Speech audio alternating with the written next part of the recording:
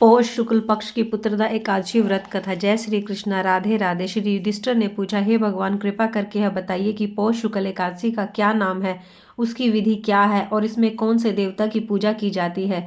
भगवान श्री कृष्ण बोले, हे राजन, इस एकादशी का नाम पुत्रदा एकादशी है। इसमें श्री नारायण भगवान की पूजा की जाती है।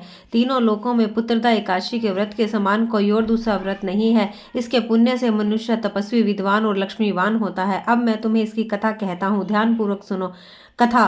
भद्रावती नामक नगरी में सुकेतमान नाम का एक राजा राज्य करता था। उसके कोई पुत्र नहीं था। उसकी स्त्री का नाम सवैया था। वह निपूत होने के कारण सदैव चिंतित रहा करती थी। राजा के पितर भी रो रो कर पिंड लिया करते थे। सोचा करते थे कि इसके बाद हमें कौन पिंड देगा। राजा को पुत्रहीन होने के कारण भाई बांधव, धन, हाथी, घोड़े, राजा और मंत्री सब कुछ होने पर भी संतोष नहीं होता था।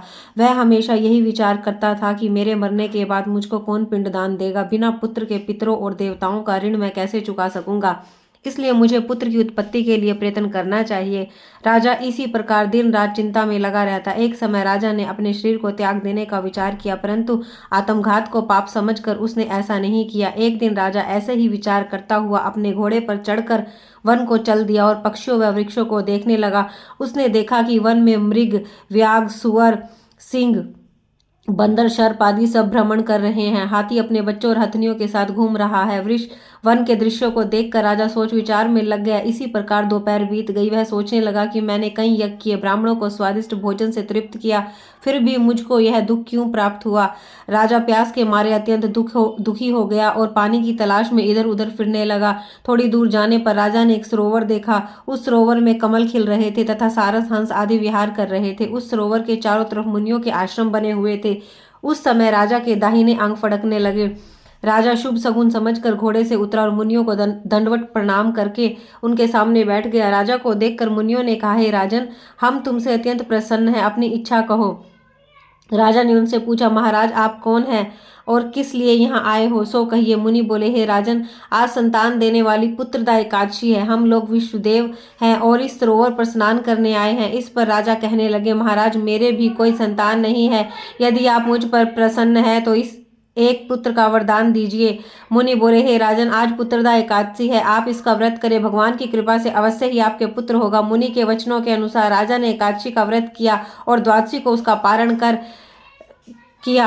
इसके पश्चात मुनियों को प्रणाम करके राजा अपने महल में वापस आ गया। कुछ समय के बाद रानी ने गर्भ धारण किया। 9 महीने के पश्चात उसके पुत्र हुआ। वह आगे चलकर अत्यंत शूरवीर, धनवान, यशस्वी तथा प्रजापालक राजा हुआ। श्री कृष्ण भगवान बोले, हे राजन, पुत्र की प्राप्ति के लिए पुत्रदा एकादशी का व्रत करना चाहिए। जो मनुष्य इस महात्म को पढ़ता या सुनता है उसको अंत में स्वर्ग की प्राप्ति होती है। फलाहार इस दिन गौ के दूध का सागार तथा फल आदि लिए जा सकते हैं। एकादशी व्रत पूजन करने वाली स्त्री प्रातः स्नान करके स्वच्छ पीले या सफेद रंग की धोती, दुपट्टा, यज्ञ पवित्र धारण करे।